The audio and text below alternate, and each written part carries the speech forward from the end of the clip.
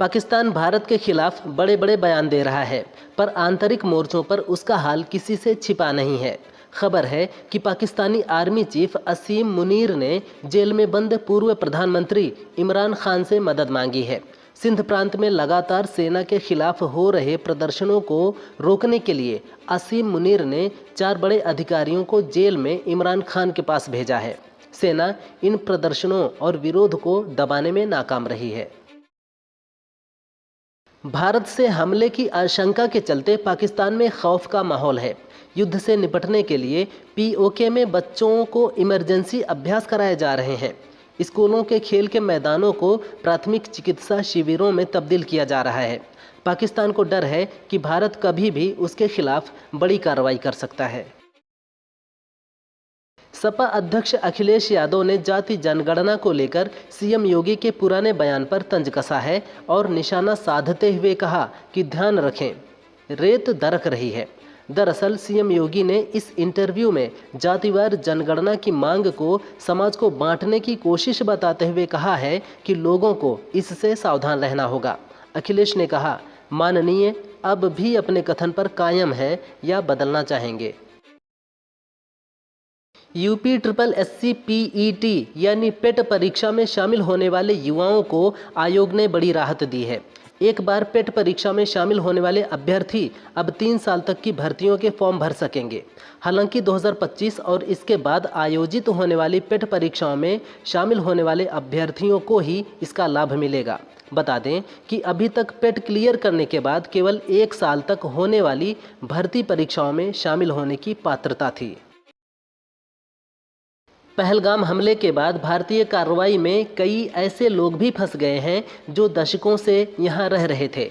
इन लोगों का कहना है कि उनके पास भारत का आधार कार्ड, पासपोर्ट और वोटर आईडी भी है। वे वैध तरीके से भारतीय बन चुके हैं। ऐसे ही एक मामले में सुप्रीम कोर्ट ने इस तरह भारत में रह रहे लोगों को राहत दी है।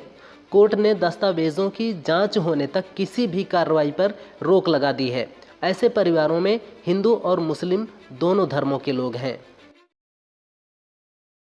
पूर्व पाकिस्तानी विदेश मंत्री बिलावल भुट्टो ने इस बात को कबूला है कि पाक का आतंकवाद के साथ इतिहास रहा है।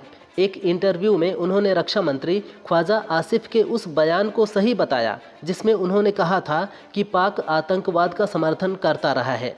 बिलावल ने कहा, इसका नतीजा रहा कि हमें भुगतना भी पड़ा है। हमारे यहाँ कट्टरता की लहर पैदा हुई है, लेकिन हमने अब कुछ सबक भी सीखे हैं। हम उससे आगे बढ़ गए हैं। दिल्ली की राउज एवेन्यू कोर्ट ने कांग्रेस की पूर्व अध्यक्ष सोनिया गांधी और राहुल गांधी को नोटिस जारी किया है।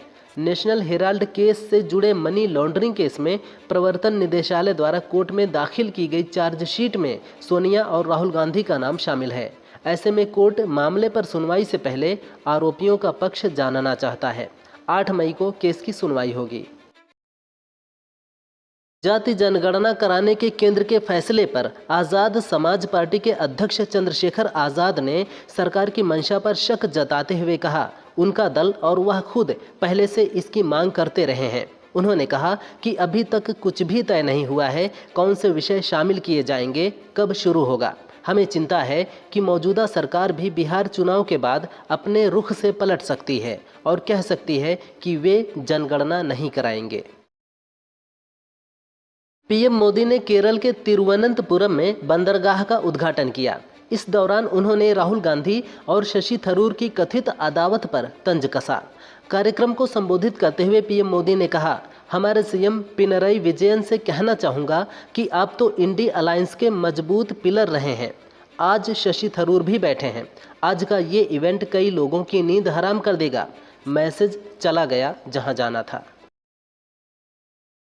पहलगाम हमले के बाद से एआईएमआईएम सांसद असदुद्दीन ओवैसी लगातार पाकिस्तान पर हमलावर हैं। ओवैसी ने एक बार फिर निशाना साधते हुए कहा, बीजेपी कहती है कि घर में घुसकर मारेंगे। आप अगर सही में एक्शन लेना चाहते हैं तो इस बार घर में घुसकर बैठ जाइए। संसद का प्रस्ताव है कि पीओके हमारा है। यह राजनीतिक मामला नहीं, पूरे देश की भावना है। यहाँ ओवैसी का इशारा पीओके पर कब्जा करने की ओर था।